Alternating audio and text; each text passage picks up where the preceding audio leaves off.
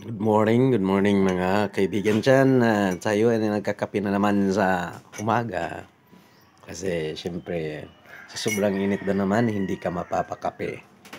So bago pasok mga kaibigan, bago pumasok sa mga trabaho, kailangan makapagkape muna tayo.